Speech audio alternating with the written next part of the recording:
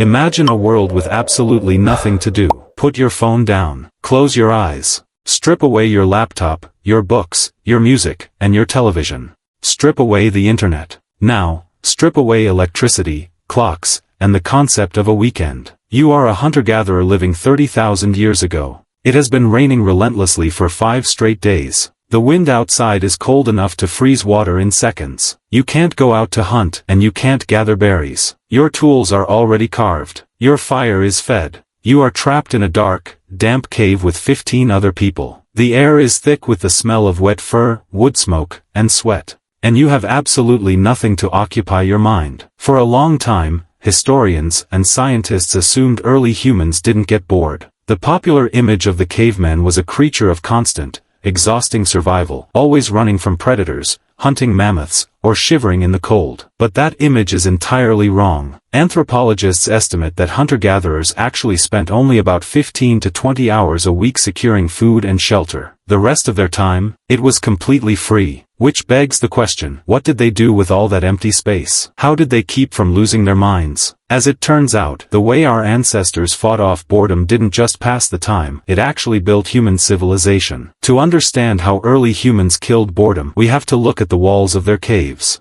For over a century, we looked at cave art and saw beautiful, static paintings. But in 2012, a French archaeologist and filmmaker named Marc Azema noticed something bizarre. Look at this 32,000-year-old drawing of a bison from the Chauvet cave in France. If you look closely, you'll notice it has 8 legs and multiple heads, drawn slightly offset from one another. At first, scientists thought the artist was just clumsy. Or maybe they were drawing a herd of bisons close together. But Azema realized something mind-blowing. This wasn't a bad drawing. It was a storyboard. It was the world's first animation. In the pitch-black depths of a cave, the only light source was a flickering fat-burning lamp or a waving wood torch. When you wave a flame across these superimposed, sequential drawings, the brain's persistence of vision kicks in. The animal's legs literally begin to run. Our ancestors had invented a prehistoric movie theater. Imagine the scene: the tribe gathers in the deepest, darkest chamber of the cave.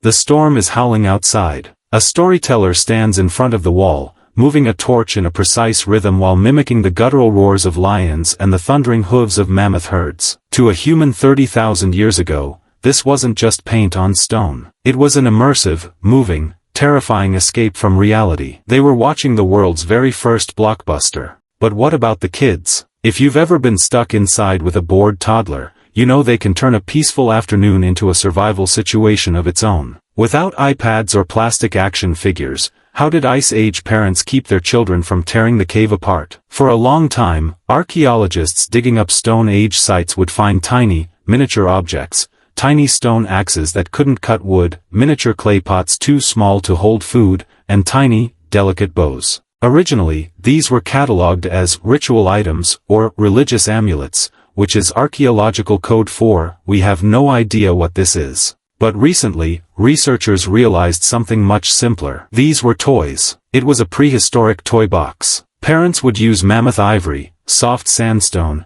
or clay to carve miniature animals, dolls, and miniature tools for their children. And this wasn't just to keep them quiet. Evolutionary biologists believe that play is a highly advanced survival mechanism. By mimicking their parents, pretending to hunt with a tiny, useless bow or pretending to cook in a miniature clay pot, children were training their fine motor skills and muscle memory for the real-world survival challenges they would face as adults. Boredom drove kids to play, and play kept the species alive. But eventually, the kids went to sleep, the fire burned down to glowing coals, and the cave grew quiet. That's when the music started. In 2012, in the Hohlfels cave in Germany, archaeologists made one of the most beautiful discoveries in human history, a flute carved from the wing bone of a griffon vulture, dating back 42,000 years. It wasn't a crude whistle. It was a highly sophisticated musical instrument, complete with 5 precisely placed finger holes and a V-shaped notch at one end for blowing. Think about the sheer amount of effort this took. 42,000 years ago, when life was supposed to be a brutal struggle for survival,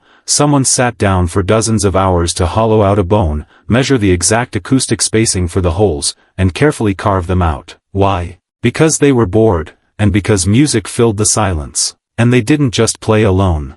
Archaeologists have found multiple flutes in the same caves, suggesting early humans had actual band practices. They sat around the glowing embers of the fire, clapping, singing, and playing harmonies. Music became the ultimate social glue. It turned a group of isolated, stressed-out individuals into a tight-knit tribe. It made them feel connected, safe, and human.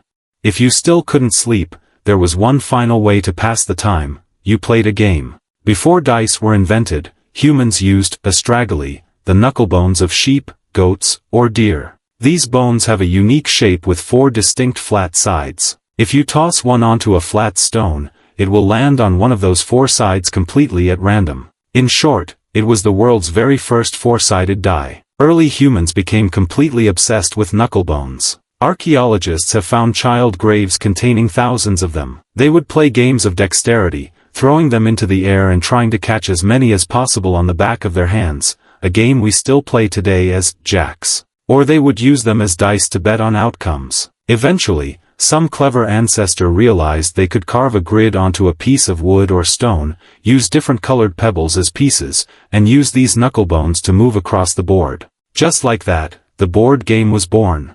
Long before the pyramids of Egypt or the cities of Mesopotamia, humans were sitting in circles, trash-talking each other over a game of prehistoric board games. It is easy to look at boredom as a modern disease, a side effect of our hyper-stimulated, screen-addicted world. But boredom is actually an evolutionary superpower.